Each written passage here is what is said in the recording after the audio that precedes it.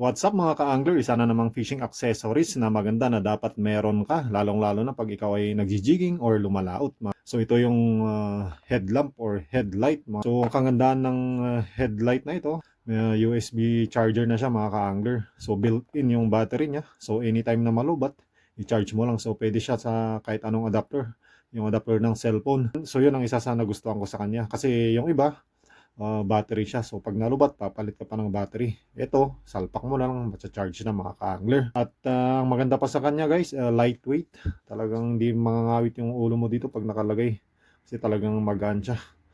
At maganda rin dito, waterproof. So kahit maulanan siya or may splashan siya ng tubig alat, so hindi siya masisira. Siyempre, wag mo lang ilulubog kasi may mga terminal tackle dito yan sa side.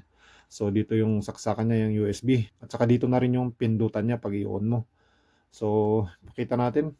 Yan, bali tatlong modes to mga ka-angler. Ayan yung second mode at saka ito yung pinakamalakas niya. So, ulitin natin para talagang malakas to mga ka-angler.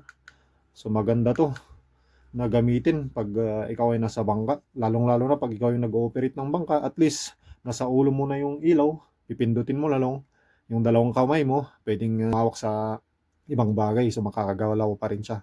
Unlike pag flashlight, syempre hawak mo yung flashlight, so isang kamay lang yung pwede mong gamitin sa ibang bagay. So it, at syempre adjustable na rin yung strap niya.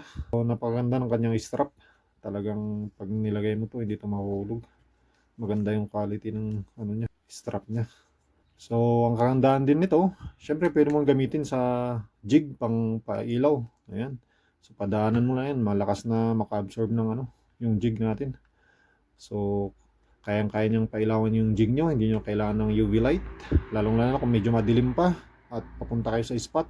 Lalong-lalo na kung night fishing. So, maganda siya gamitin mga ka-angler. So, ayun mga ka-angler, ano pang hinihintay nyo? Isa na namang fishing accessories na dapat meron kayo. So ilalagay lang natin sa comment section, okay? Itatag natin dyan sa may screen kung saan kayo pwedeng bumili nito. So mura lang to mga ka-angler, affordable. So i-check nyo lang dyan sa... Alright, until next time, fish be with you.